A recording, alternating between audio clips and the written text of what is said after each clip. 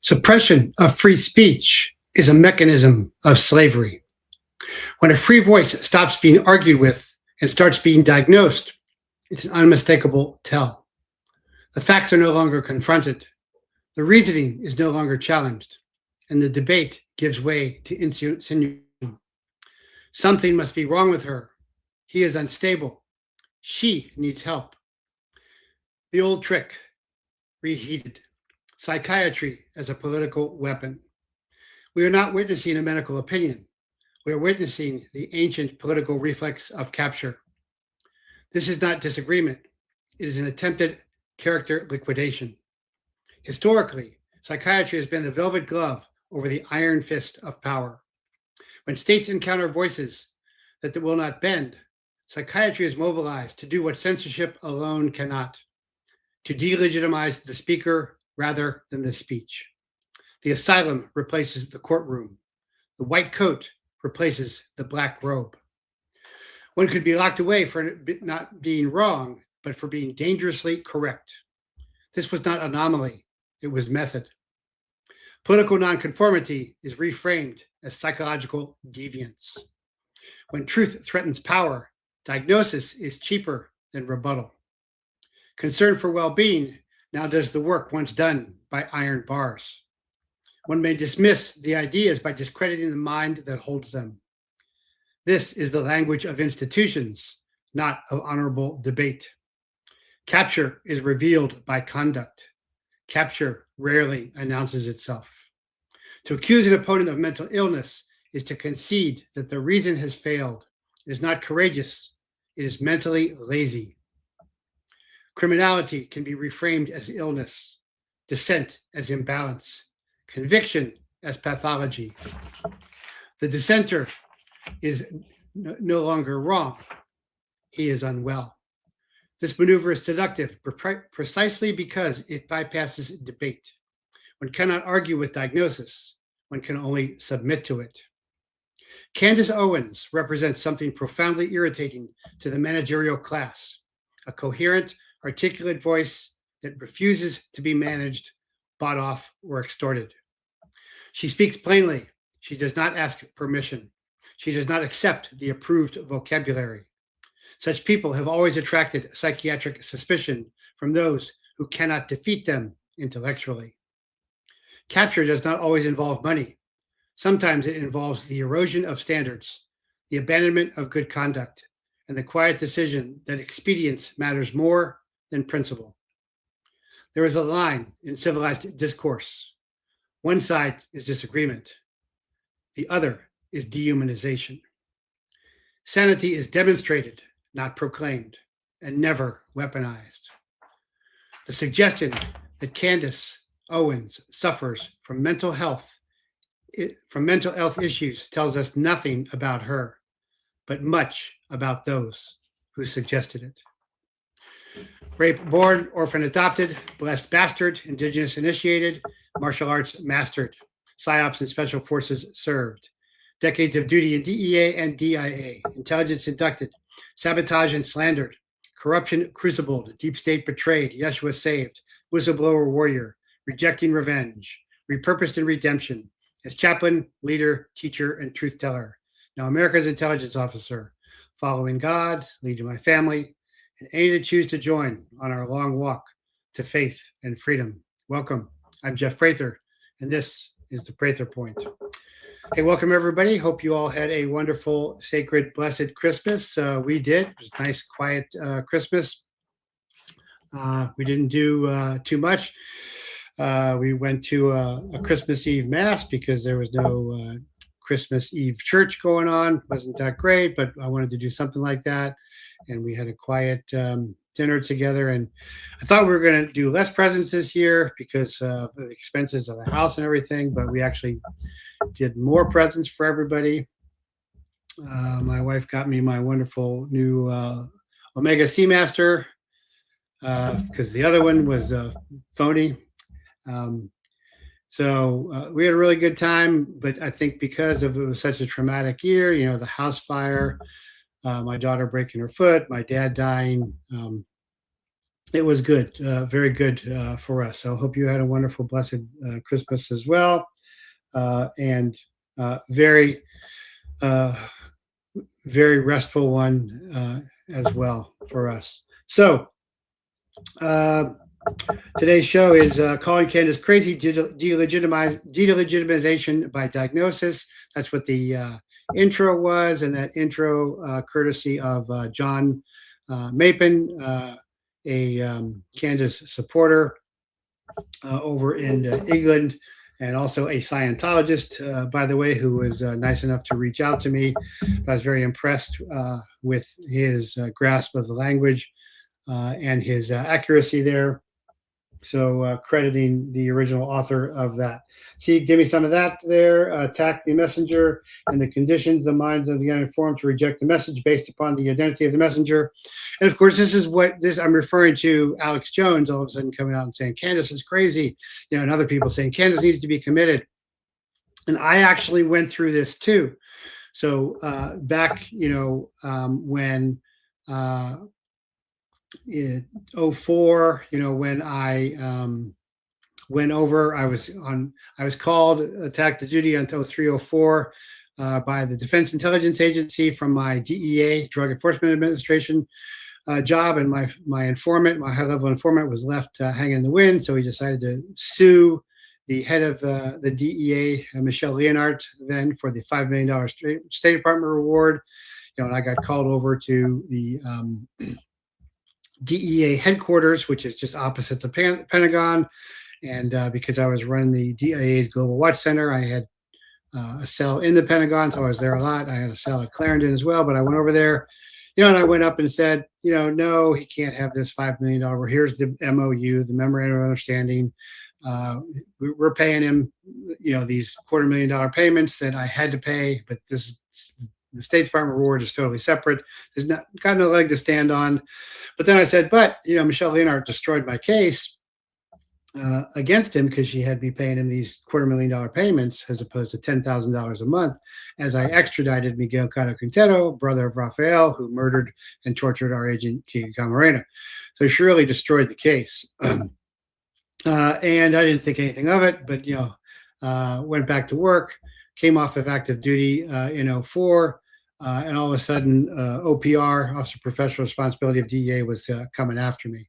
Well, I know now that the confidential informant coordinator had run upstairs to Leonard's office as soon as I left and said, "Hey, he's blaming you for destroying this case." And then it took me a long time to figure out. But I did, because I was also the liaison to ATF, and Fast and Furious began an ATF group in DEA in Arizona, by the way, that the other side of the gun running was the drug running. And the DEA had a deal with the Sinaloa cartel to run drugs north in exchange for the Fast and Furious guns going south. And I learned that with John Dobson, Vince Cefalu, my ATF whistleblower friends on Fast and Furious, back in the day. And I kind of stumbled on this. But then when I did stumble on it, they thought that, I knew about it more than I did at the time. But that's why they started targeting me from 04 to 09. And so in 09, after 19 years on the job, never having a bad evaluation, never being charged, certainly never being convicted of anything, they fired me 1 year from retirement. But they slandered me, all over the place. I was labeled like a David Koresh cult leader, which is funny because, it was the ATF who started the shooting at Waco, and then the FBI who burned all the women and children alive. I was actually at the FBI Academy going through firearms school when that was happening and speaking out about that.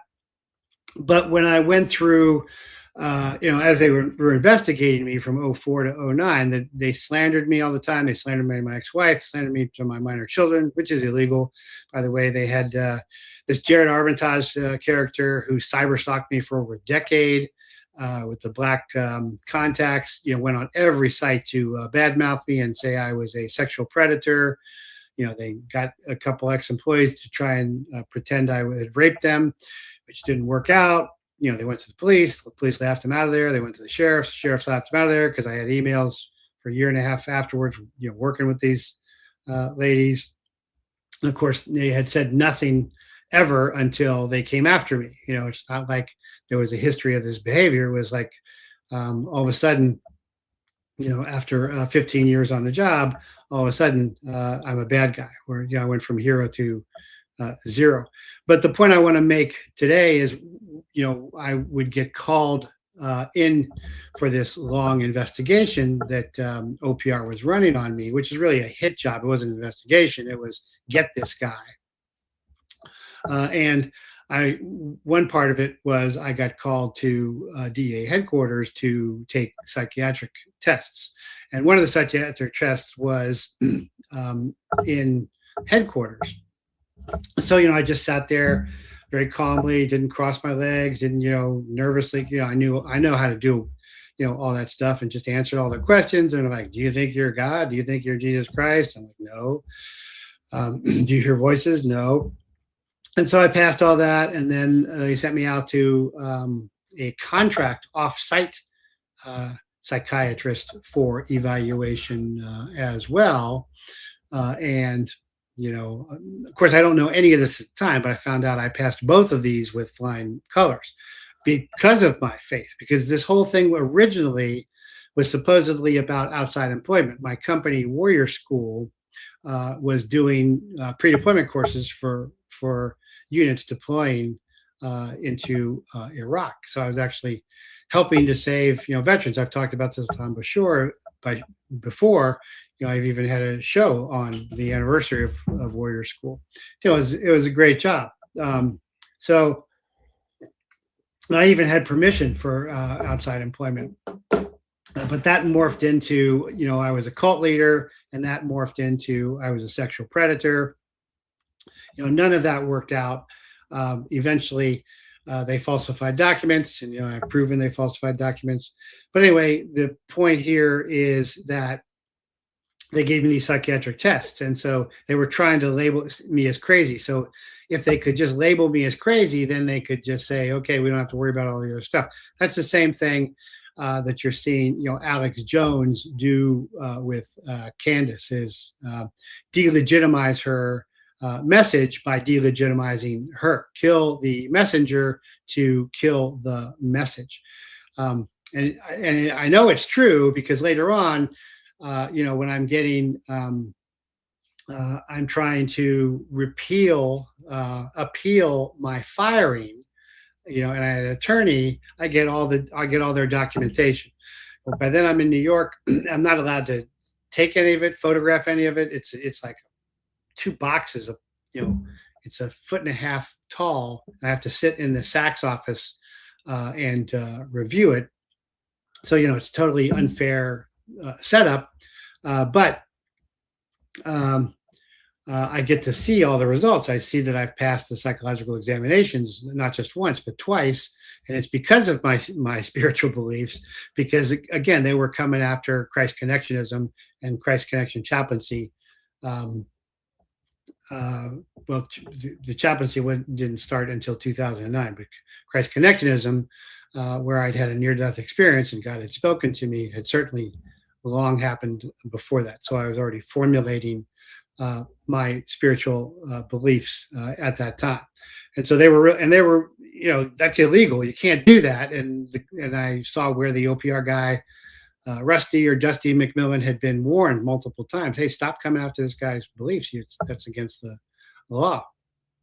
But, he was doing that anyway, because there's nobody checking, OPR. OPR is the check itself.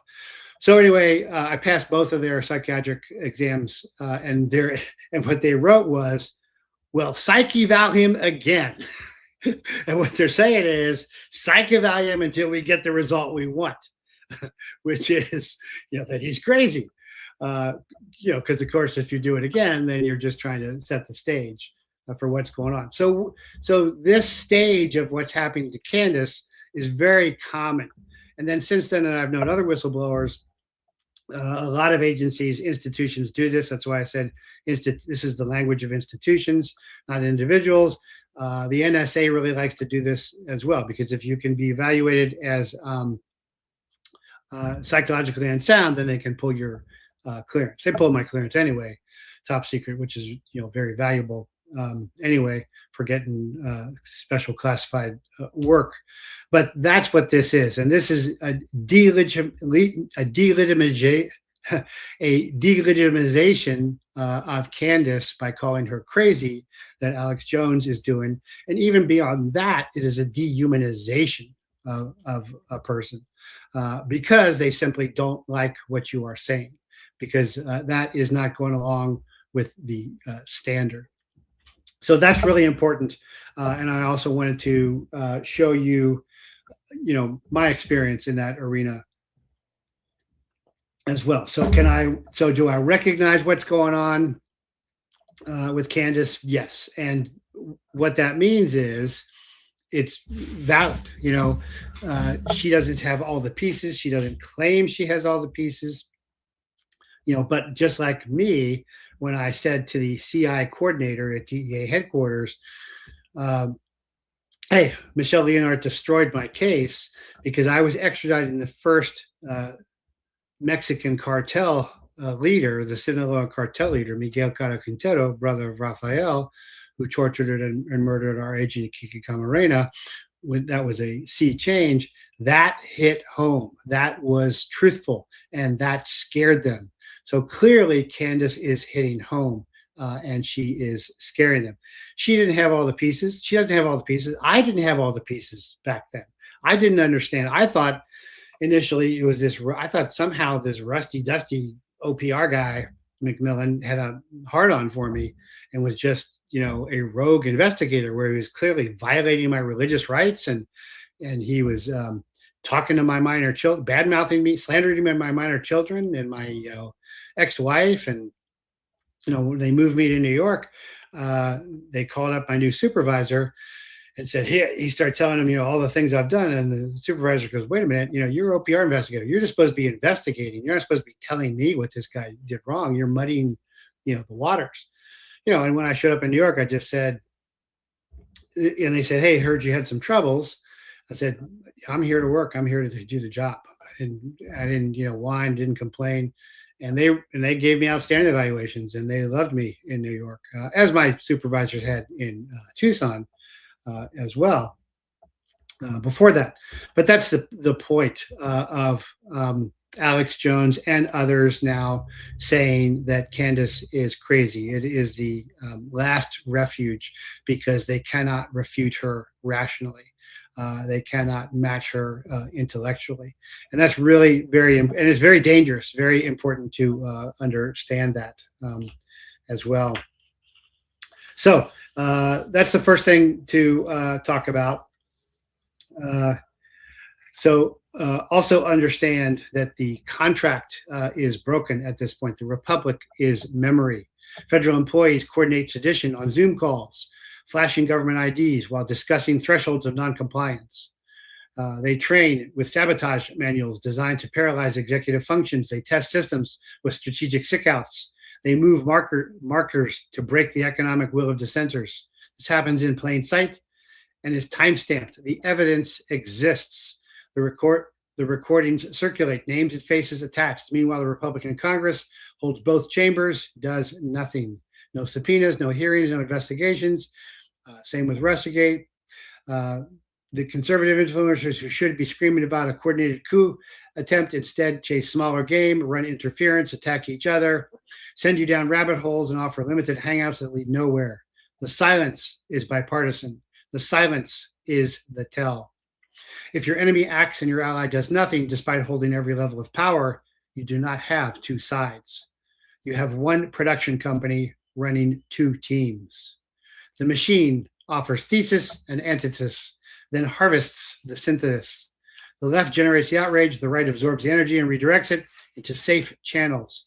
Movements arise organically, gain real traction, threaten actual change, then the pattern executes. And that's exactly what happened with the Tea Party.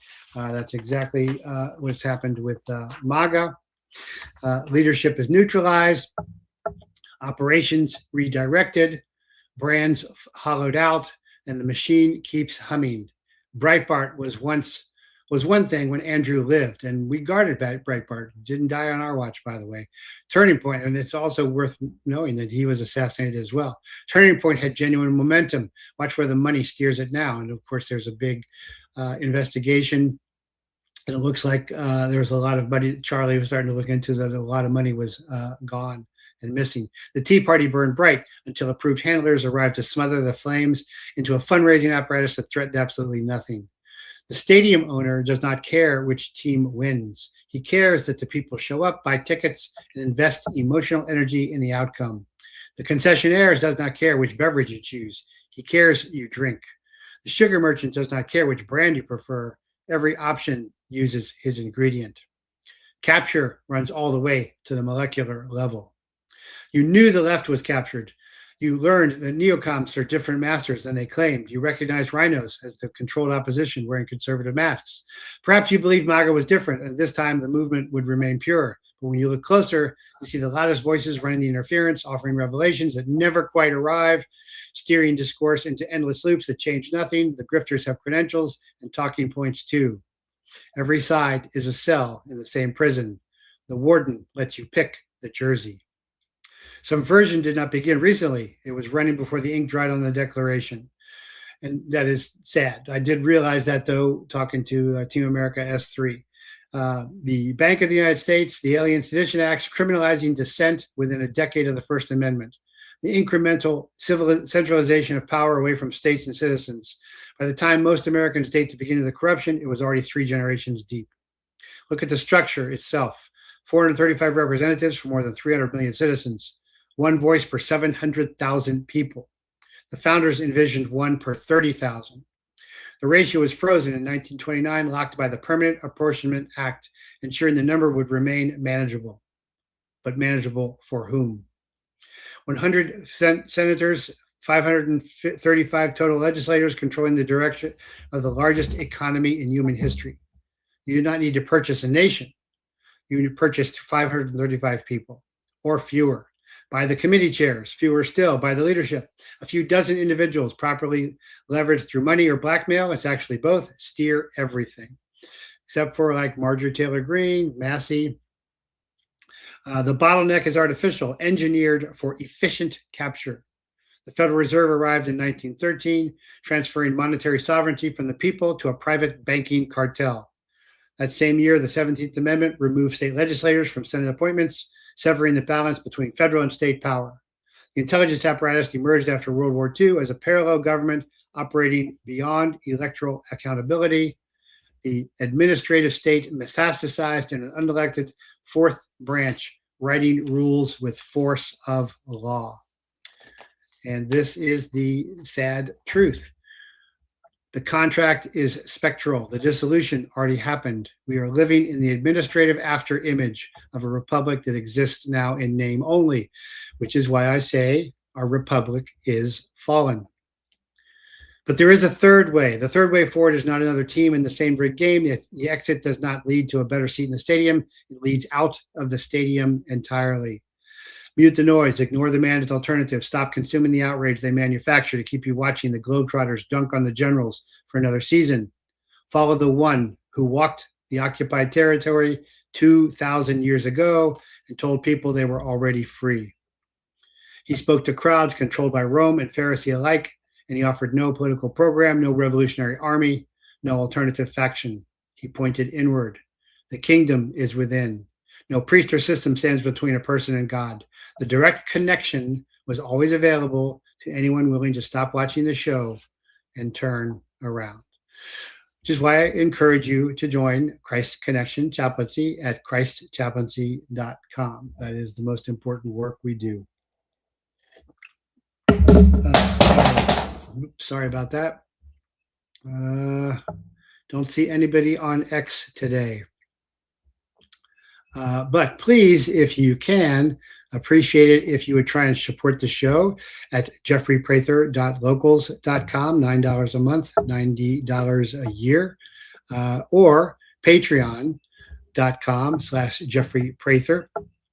$5 curated news, $15 special articles, published 2 today, and $25 training videos daily. And you can train with me monthly as well.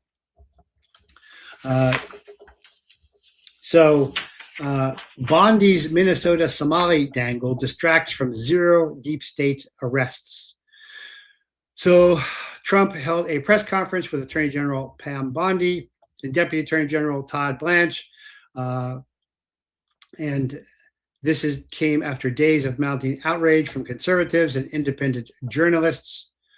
Pam Bondi issued what many are calling a damage control statement in response to growing accusations that the DOJ allegedly sat on one of the largest fraud scandals in modern U.S. history, the billion-dollar Minnesota Somali fraud network that looted taxpayer-funded welfare, daycare, COVID, and Medicare programs. The statement came only after independent investigative reporter Nick Shirley exposed the staggering scope of the corruption, centered largely in Minnesota's Somali nonprofit ecosystem, and after conservatives erupted over the lack of apparent urgencies from federal authorities while hundreds of millions vanished. In her statement, Bondi acknowledged the work of independent journalists and attempted to assure Americans from the United States Department of Justice had been working quietly, investigating frauds for months. According to Bondi, 98 individuals have been charged, 85 are of Somali descent, and more than 60 have already been convicted. So that may or may not be true. There's no reason to trust Bondi, but she is again reactive, just like pathetic Patel and blathering Bongino. But really, it is also a dangle, a distraction from the fact that as we wrap up the second administration of Trump, there are no arrests coming. And so this is the intelligence information indicating Trump made a deep state deal, and it wasn't too big to rig. I had a show just entitled this, so I'm saying this again. This is the intel information indicating Trump made a deep state deal, and it wasn't that it was too big to rig. Republicans arrested under the Biden administration include Donald Trump, Walt Nauta, Carlos de Oliveira, Stephen Bannon, Navarro, Thomas Barack, Matthew Grimes, Rudy Giuliani, Mark Meadows, John Eastman, Kenneth Chesborough, Sidney Powell, Jenna Ellis, Scott Graham Hall, Sean Gull, David Schaefer, Kathy Latham, Jeffrey Clark, Trevor Cootie, Robert Cheesley, Harrison Floyd, Stephen Lee, Ray Smith, Michael Roman, Misty Hampton, Kelly Ward, Tyler Bauer, Nancy Cottle, Jacob Hoffman, Anthony Kern, James Lehman, Robert Montgomery, Samuel Moorhead, Lorraine Pellegrino, Jeffrey Salston, Michael Ward, Boris Efsten, Christina Bobb, Avin Weisselberg, Michael McDonald, Jesse Law, Jim DeGraffield, Durain James Hindle, Sean Meehan, Eileen Rice, Kathy Burnden, William Coate, Amy Facello, Clifford Frost, Shelley Girot, John Haggard, Mary Ann Henry, Timothy King, Michelle Lundgren, Melvin Maddock, James Renner, Mylon Rodriguez, Rosie Rock, Marianne Sheridan, Ken Thompson, Kat Vanderwood, Steve Bannon, Tina Peters, George Papadopoulos, plus 1,265 January 6 defendants. Democrats arrested under the Trump administration, 0. That is why I say the intelligence information indicates Trump made a deep state deal, and it wasn't that the election was too big to rig. They rigged it the first time. So this is the sub-story of Biden's thousands versus Trump's 0 prosecutions, and why Bondi's now announcement about the 86 Somali arrests is a deep state dangle away from the truth. And that is the unfortunate truth as I see it. And even more unfortunate is that Trump is calling for a pardon for Netanyahu, saying he is a wartime hero president. This differs from Tucker.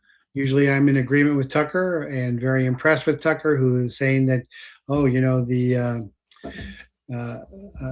the Trump administration is moving away from Israel finally and breaking. They were supporting Qatar or Qatar, and that was really not true either. He made a very basic statement, gently scolding Israel about Qatar, but he's totally supporting Qatar. He's saying, yeah, we could do more attacks on Iran. Looks like Iran's rebuilding their nuclear facilities in a different place. Of course, that's what the DIA report said, that hitting this once would not be sufficient. So I don't see Tucker's, I think Tucker's wrong on this if he is still saying this, that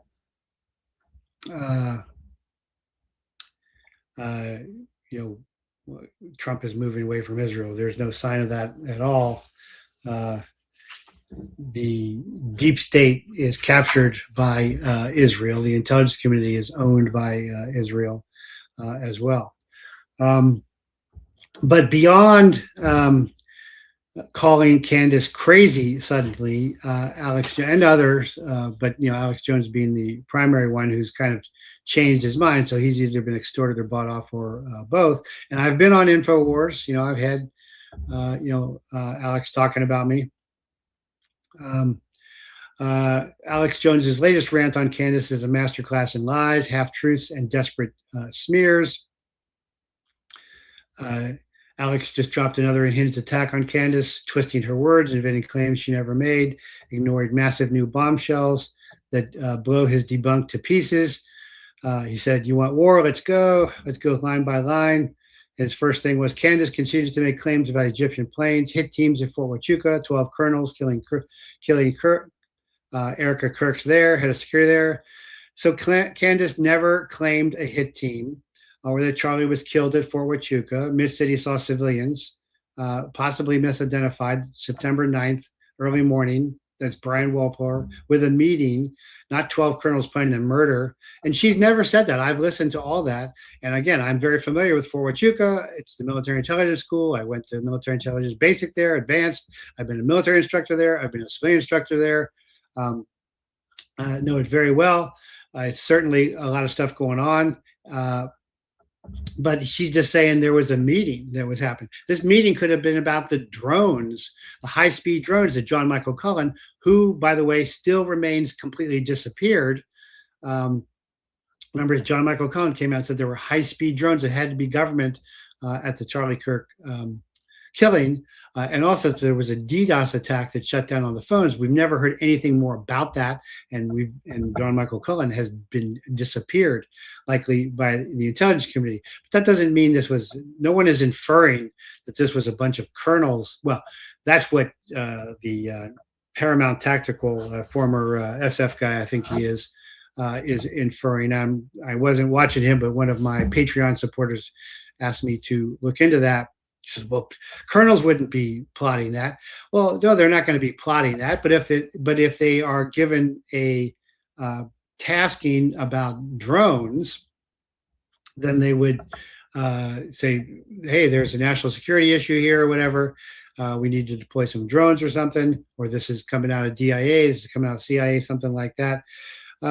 They don't know all the pieces of that. To say that 12 colonels would never stand there plotting the assassination of Charlie Kirk is obvious, but it's also very shallow thinking that that's the way it would be, because that's not how covert operations are done. Those things are not ever spoken about openly. They are referred to obliquely, and that is for deniability purposes later. If you've ever seen the old movie Clear and Present Danger, where they're going to launch the special forces team, into Colombia, the one bureaucrat is saying to the other, did the president authorize this? And the guy says, he can't authorize this. Of course he can't authorize this. He gets to authorize it without saying it. And that stuff was like, and I've explained that, to you before, like with Jack Strong, the Czechoslovakian, who's complaining about the Russians taking over the country. And his boss says, well, I could post you to DC. He doesn't say, go get yourself recruited to the CIA, which he does later to save his country, Czechoslovakia, from the Russians. He just says, I could post you to DC. The rest is left unsaid. It's like, well, sure would like for somebody like that to disappear. Of course, can't ever authorize anything like that. That would be totally illegal. That's how covert operations are done.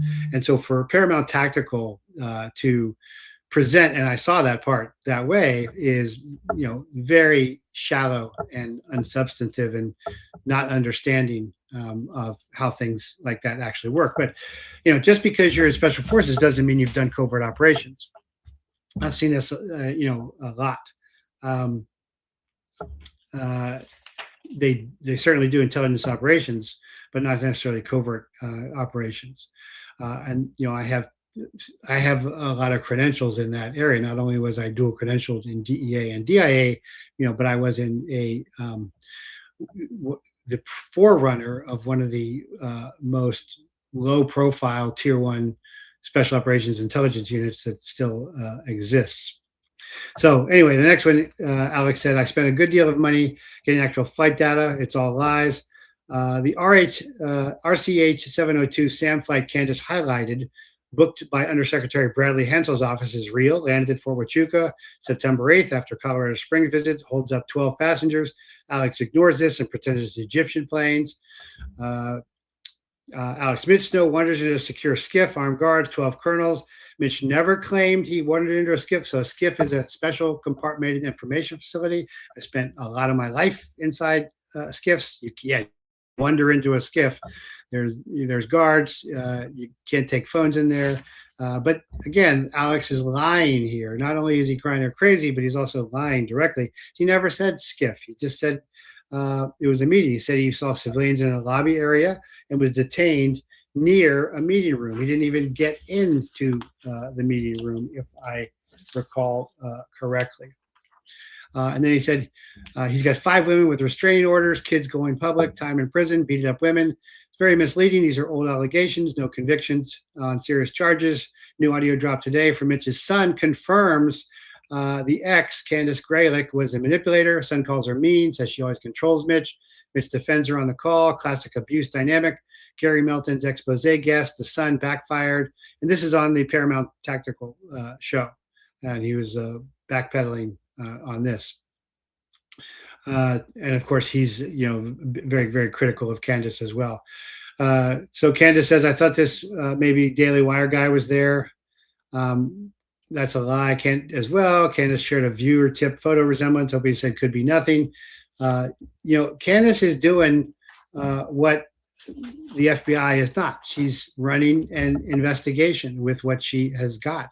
But Alex won't touch the real financial scandal at TPUSA, the facts of Mitch's story that exonerate him, or the proof of the coordinated smear campaign through the poly market, because it hits too close to the donor power players that he predicts, which is because he is so big. Candace is asking questions.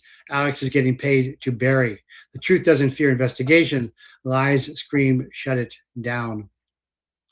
So that is what's happening there. And there is a bombshell allegation that TPUS financial scandal explodes, receiving financial kickbacks, and that Charlie was looking into that as well.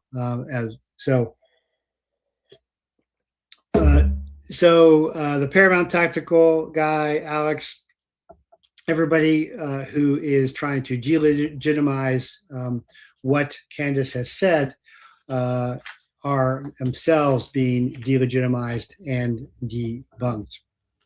But again, my latest Substack, I said I'm not keeping up with all of this constantly, because we already know plenty. So we know that the destruction of the crime site completely being renovated with the permission of the FBI right after the assassination was worse than Waco, where they bulldozed the evidence into the fire. It was worse than Butler, where they hosed off the roof after leaving the body all night.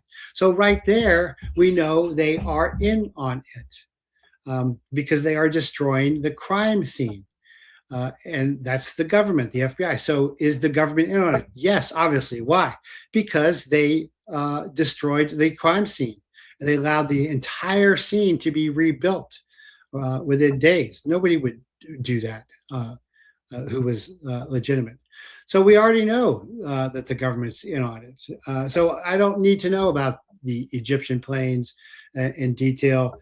But it's great that Candace is covering it. But do I know that the government's in on it? Yes. Then if I take what John Michael Cohen was saying about the fast-moving drones, which would have to be government assets, that means it's the U.S. government, Israeli government, Egyptian government, French government, somebody with high-level government assets in there. So we know the governments are involved, and we know they are covering it up. So would a planning meeting at Fort Huachuca reference drone systems and overhead surveillance make sense? Yeah, certainly would.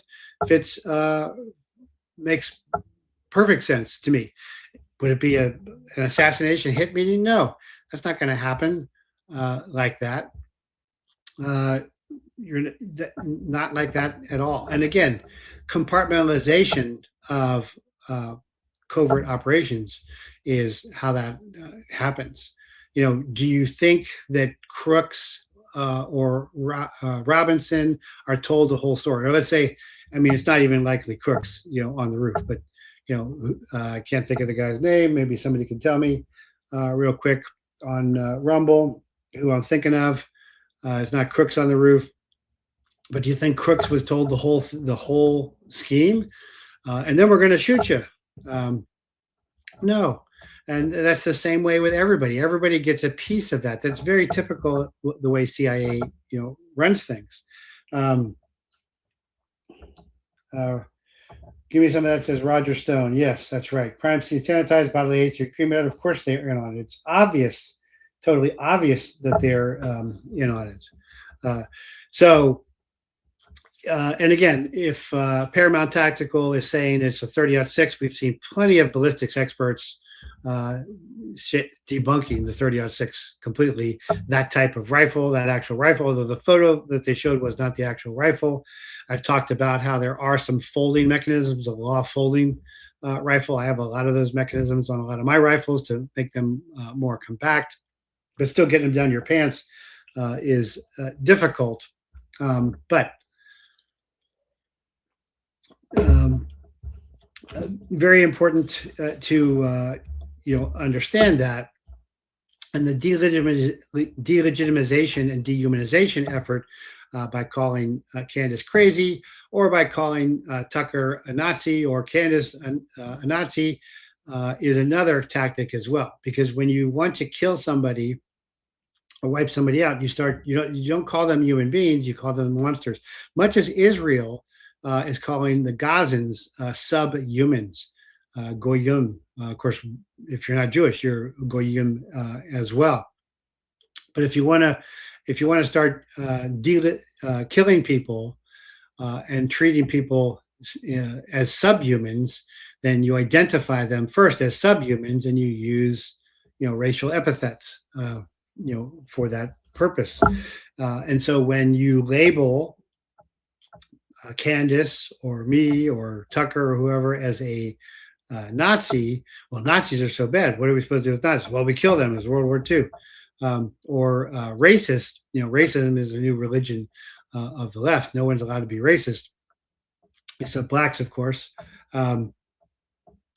This is all part of a ploy, a psychological conditioning, a nationwide MK Ultra, where there is no more argument about the subject. There's no more debate. You are simply labeled as crazy, or you're simply labeled as a racist, or you're simply labeled as anti-Semitic, or you're simply labeled as a Nazi. And of course, the anti-Semitic label doesn't apply at all. All the Israeli Jews are Ashkenazi Jews from Europe, and Semitic means anybody from the region, Arabs, Coptic Christians, Palestinians, the Gazans themselves are all Semitic peoples. Tyler James Robinson, thank you. Thank you. Give me some of that for that. I appreciate that. Yes, Tyler James. Do you think that the guys who set Tyler James Robinson up on the roof and told him to walk back and forth said, and then we're going to shoot you? No, they're like, hey, hey, we just want you to walk up on the roof. We're testing a plan here. We want to see how long it takes the forces to react to that. This is your red team in this kind of thing. He's like, oh, wow, cool. Yeah. All right. Love to do that. That's what he's told. Well, these colonels, at Huachuca are told something else. Hey, this is about drones or whatever. I don't know what they're told. But that's typical intelligence compartmentalization. Nobody has the whole picture, except for the very guys at the top. So for Paramount Tactical to be saying, these are violating the rules of war and colonels would never do this, is just very shallow thinking. Also, let's go back to the illegal biological warfare of COVID, where all kinds of colonels went along with all kinds of stuff. No problem going along with stuff at all. And soldiers dying from it as well. So, will colonels go along with stuff like that? Sure, they will if it's presented properly, just like it was with COVID. So again, I don't know much about him. It seems, very credentialed. I guess but every ex-spec op guy and special forces and SEAL guy has a show now, on YouTube. And if they're really breaking so much truth, then how come they haven't been banned like I have been, banned? I'm back on YouTube. I guess I went on the other end, like, you can't post because we're censoring you again. So something I said already is getting me in trouble. How come that's not happening to these guys? Because they're given a story that goes along with what they want. Yeah, Ropo, we are labeled as conspiracy theorists. Yes, very true. But according to a story out recently by Baxter Dimitri, Erica Kirk has revealed chilling details about a high-level meeting hosted by Bill Ackerman in the Hamptons just weeks before the assassination of Charlie Kirk. According to Erica, prominent donors, many with strong ties to Israel interests, openly discussed contingency plans for who would take over Turning Point USA if something happened to Charlie. The meeting was hosted by billionaire hedge fund manager Bill Ackerman. Tucker talks about him all the time. Local support of Israel and a major player in the pro-Israel advocacy took place in the Hamptons. That's the big hangout for the rich and elite. Obamas are there. They were talking about succession. She said they wanted assurances about what would happen if Charlie was no longer there. Charlie reportedly reassured them TPUSA was vision-led, not independent of one person. Specifically praised Erica, stating that she would do a great job running it. This revelation raised explosive questions. Why were these donors so focused on succession planning mere weeks before Charlie's death? And why did a pro-Israel billionaire donor host discussion at the time when Charlie had begun voicing skepticism about certain aspects of U.S.-Israel relations? And Ackerman has publicly denied any threats or coercion during the meeting, insisting it was cordial. However, the fact that donors were already gaming out scenarios for Charlie's absence has left many asking, was this foresight or foreknowledge? This is a story by Jonas Alexis, has degrees in mathematics and philosophy, and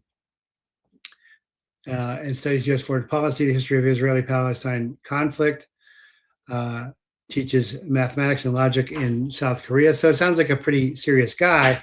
But what I would add to that story is, why is Erica saying this now? And again, I think this looks like a dangle from Erica to take heat off of her and TPUSA and put it elsewhere. Again, don't look here, look over there. That, I think, is much more realistic and true as well. I also want to talk about Wounded Knee. I have Native heritage. If you haven't read my book, Initiation, Boys Are Born, Men Are Trained, My Journey with an Apache Medicine Man, you should really read it. It's a great true story.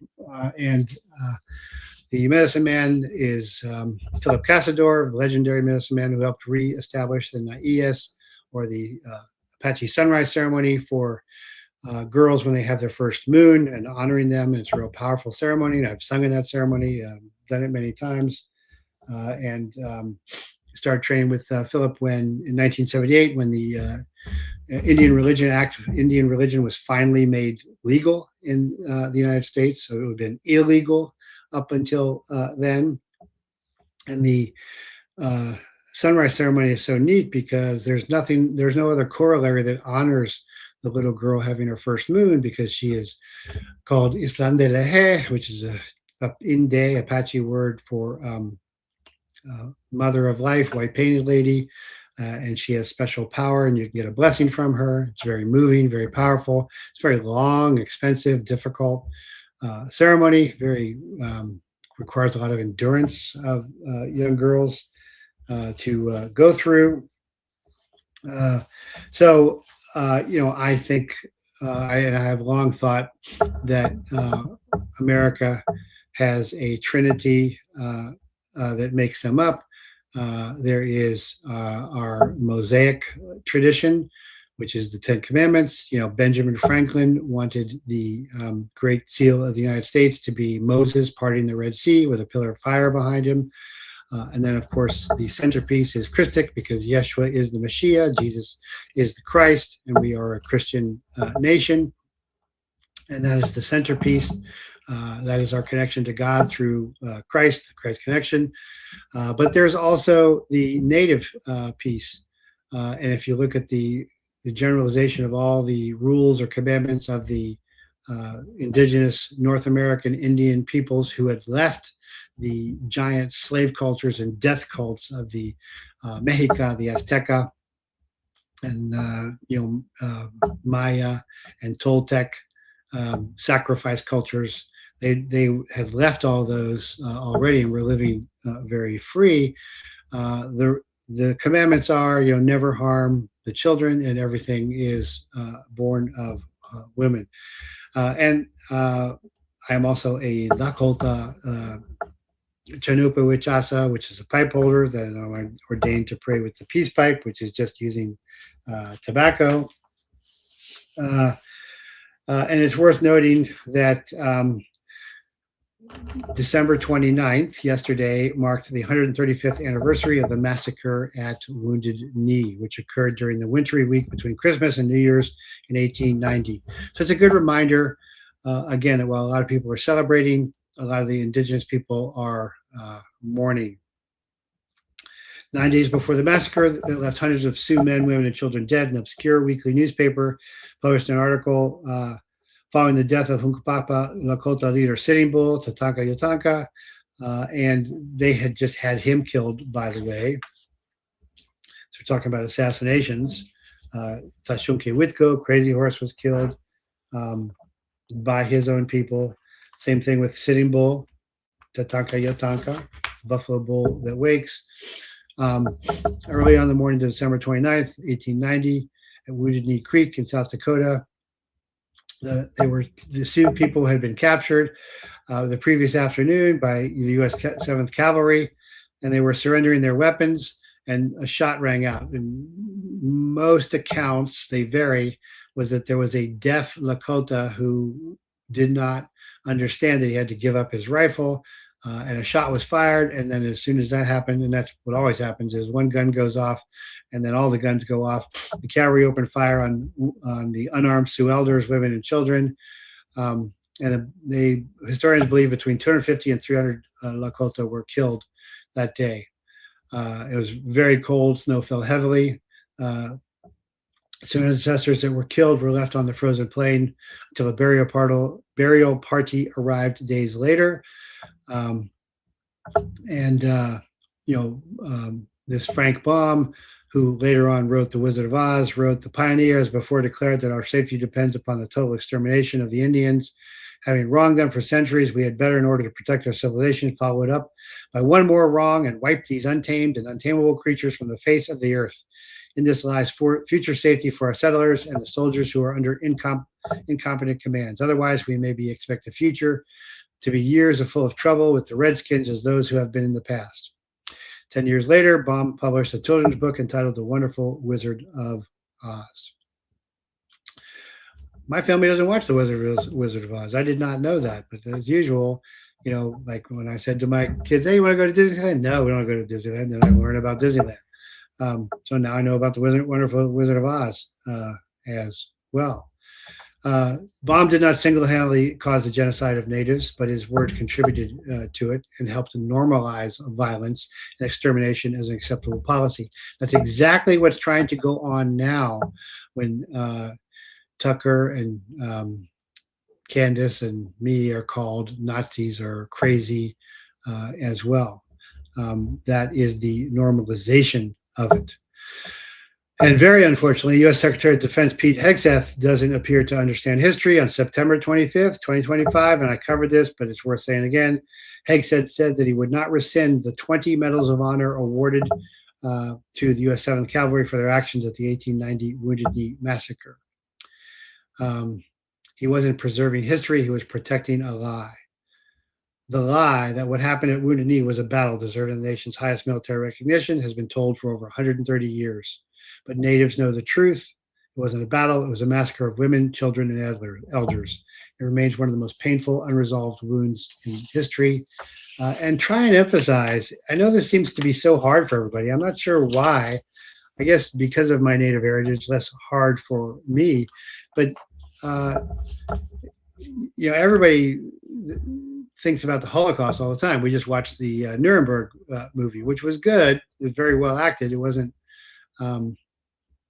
no grand conclusions or anything, except that there was no real difference at all between people because of fallen human nature. But Hegseth framed the debate around what he calls woke politics and vowed to put an end to what he called historical revisionism. But this is not revisionism. This is accountability. This is truth. On 1990, on the 100th anniversary of the massacre, Congress passed a resolution expressing deep regret to the descendants of those killed at Wounded Knee.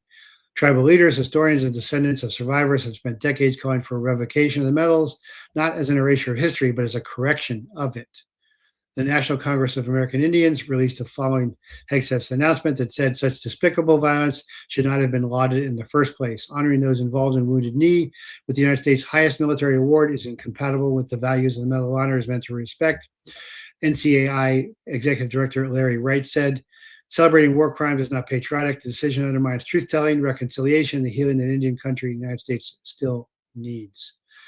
And by the way, there are a lot of Native Medal of Honor recipients, and the Native population joins the military by far outweighs any other minority population because of their warrior heritage.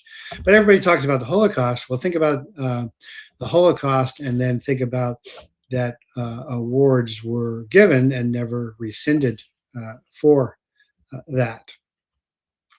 Earlier this month, Congress passed the Wounded Knee Massacre Memorial and Sacred Site Act that signed into law that the wounded that of the Wounded Knee Massacre site. The law places the land in a restricted fee status, meaning it cannot be sold, taxed, gifted, or leased without approval from Congress. The Oglala Sioux and Cheyenne River Sioux tribes, which jointly signed for 3 years ago. Ironically, U.S. Senator Mike Rounds, Republican South Dakota, who sponsored the Senate version, has never supported the Remove the Stain Act, legislation that calls for revoking the medals given to the 7th Cavalry. Even though the Remove the Stain Act has been introduced to the Senate numerous times, it never made it to the Senate floor. As we have learned many times in recent years, from boarding school acknowledgments to MMIP awareness campaigns, remembering a tragedy is not the same as reckoning with it. And then they conclude with, we are all related. as well.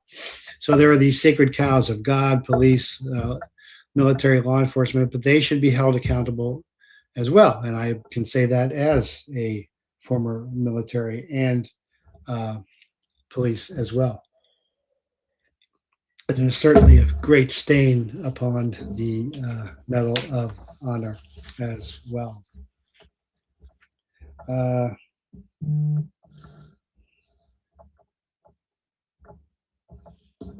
So we are all labeled conspiracy theorists. Yes, I see that.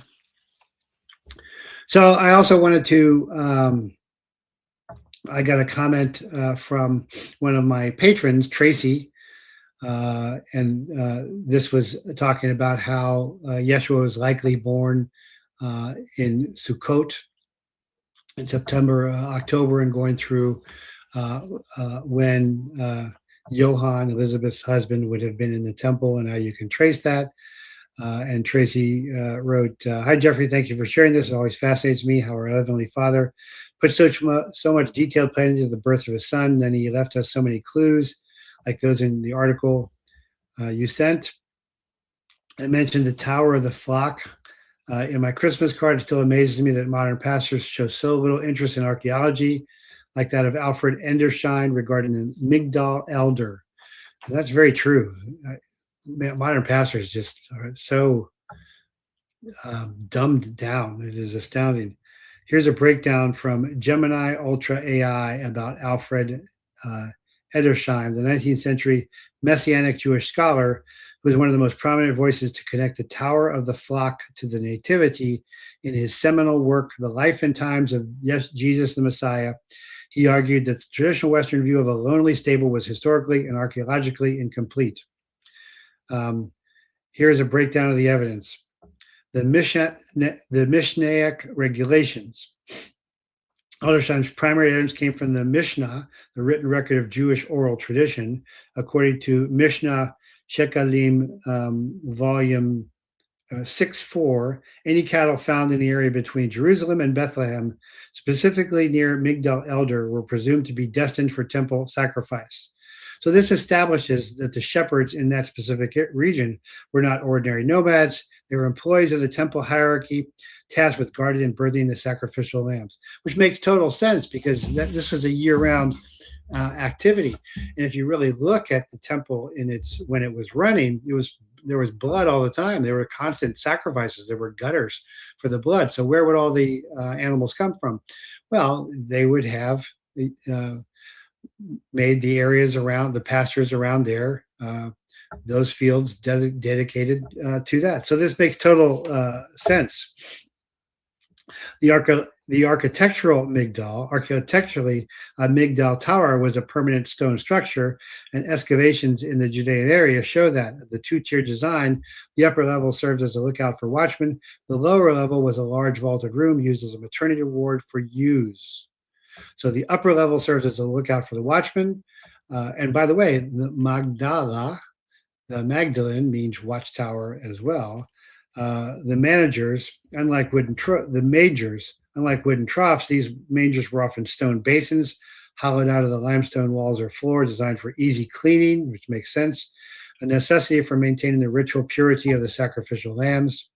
And the swaddling technique noted that these specialized shepherds used swaddling cloths to wrap newborn lambs. This was done to prevent thrashing and potentially breaking a bone of the newborn lambs, because a lamb with a broken bone or blemish was disqualified from being a temple sacrifice. When the angels gave the shepherds a sign of a babe wrapped in swaddling cloths lying in a manger, Edersheim argues that they were pointing to a scene the shepherds witnessed daily in the birthing room of the Migdal Eder, but this time it was the Lamb of God in the stone trough. Archaeologists such as Cunningham Gelke and later researchers have pointed out that the Migdal Elder was located on the northern outskirts of Bethlehem on the road to Jerusalem. The inn, the Kataluma, in this area, if a home's upper guest room, Kataluma, was full, guests would stay in the lower level where the family's animals were kept for safety. The tower's proximity, because the census had overcrowded the village, the nearby Migdal Elder, a clean ritual-grade facility for birthing, provided a logical and prophetic alternative for Joseph and Mary. Elder Scheim emphasized that the Jews of the first century expected the Messiah to be revealed first at Migdal Elder. The Targum, which is an Aramaic translation commentary of the Hebrew Bible on Micah 4:8, explicitly states, "And now, O tower of the flock, unto thee the kingdom shall come by being born in the birthing room of the sacrificial lambs." There it is. That's it exactly. Christ was identified at his first breath as the ultimate sacrifice, fulfilling both the physical archaeology of the site and the theological requirements of the law. Jeffrey, I enjoyed the archaeology classes my 4 years at Dallas Seminary, 76 to 80, but I'm still not qualified to judge the historicity of these claims. I just like the idea of our King Jesus being born in Migdal Elder. And I pray for a blessed new year to you and your family. Be praying for you every day in 2026, Tracy. I thought, very cool, Tracy. And thank you so much for your prayers and for that really wonderful explanation. And if you want to know what kind of patrons I have, there they are, patreon.com/Jeffrey Prather. Not only are you talking to me, but they're talking to each other and, building up friendships and relations there as well. So I thought that was really cool. John Guess, how was your Christmas with the wife and daughters, Jeff, in your new house? Oh, no, we are not in our new house yet. It is coming along really well. Thank you for asking, but we are still in our little guest house. But we had a great Christmas. It was very quiet. It was just us. I thought we were going to save money on presents because we were spending so much on the house, but everybody ended up getting each other a lot more presents than had thought. I think that's because it was such a traumatic year for us. I haven't got my Rolex Submariner back there, so my wife got me my great Omega Seamaster there, which I really love. Because who knows when I'm ever going to get my Submariner back. It's going on a year now. But we had a great Christmas. Hope you all did too, and it's been a real nice, quiet time. Of course, we got a real tree. Very nice, but thanks for asking. I hope you all had a great Christmas as well. So those are all the things I wanted to cover today. I don't see any more comments on X today, but I think those are the important issues. That calling Candace crazy delegitimizes by diagnosis. And Biden's thousands versus Trump's 0 prosecutions shows that there's a deep state deal in place by Trump. It wasn't too big to rig. Israel first resorts to slurs in psychiatry. That's where if you're saying you're anti-Semitic or you're a Nazi or something, you don't have to debate anymore about why we're putting another country first or why you have dual citizenship. You're just labeling people. And of course, again, I talked about how this is what DEA tried to do to me, and it didn't work at all because I passed their test because of my spirituality, which is kind of funny. And Trump calls Netanyahu a war hero and asks for a pardon for him. And then lastly, the Wounded Knee, the 20 Medal of Honor from the Wounded Knee massacre will not be rescinded. And that is really a tragedy and dishonors all the real Medal of Honor recipients as well. So again, I think this is the last show of the year. I will be doing a show on Thursday, on January 1st, on New Year's. I want to thank all of you for your support and your patience and for sticking with me. I also got a note recently that said, I remember when you said many come, few stay. I've said a lot of controversial stuff this year, but I think I have backed it up because I'm always going to provide you ruthless truth. That is my goal, and I will continue to do that. And I would appreciate it if you can support the show. If you can do a donation at jeffreyprather.com, please do. Or you can join patreon.com/jeffreyprather, or you can join jeffreyprather.locals.com. Support the show. I would appreciate any of that as well. Thank you. Happy New Year to you and your family as well. Yep, we'll see you Thursday. So slip your secular silo. Scientism isn't sly. It's stupid. Reproductive rape rights are ridiculous. I'm proof of that. But it is the genius of generational curses. Raped becomes mother, who becomes murderer, co-conspirator in sin and death. Meanwhile, the demon sucks the soul of the rapist, raped, and murdered. Silent screams or pain felt is irrelevant. Intentional harm of innocence is evil, always. God's first commandment was, be fruitful and multiply. Abortion is straight satanic script. Sacrifice your babies, then die off. Gen Z is missing a third of themselves. Infanticide is not rare, it is routine, industrialized, institutionalized, and intellectualized. Silicon Valley dreams of immortality while simultaneously sabotaging their own seed. U.S. replacement rate is 2 to 1, but America is at 1 to 6. The math is mass murder. The answer, extinction. The empty classrooms and nurseries aren't a mystery. They're the receipts. My body, my choice is a stupid psyop for feeble-minded females. What about the innocent, most defenseless baby's body? What of their choice? Would they ever choose to be chopped up, sucked out, and flushed down? Would you? Fetus means bringing forth of life. Abort means to end life. Our dead get graves, but our unborn are simply deleted, as if they never were. But their souls still are. For every murdered baby, 1,000 angels weep, but in hell, 1,000,000 demons cheer. There is one way out of the pit, Yeshua. Repent, confess, and ask pardon, or refuse, and in death, join the 1,000,000.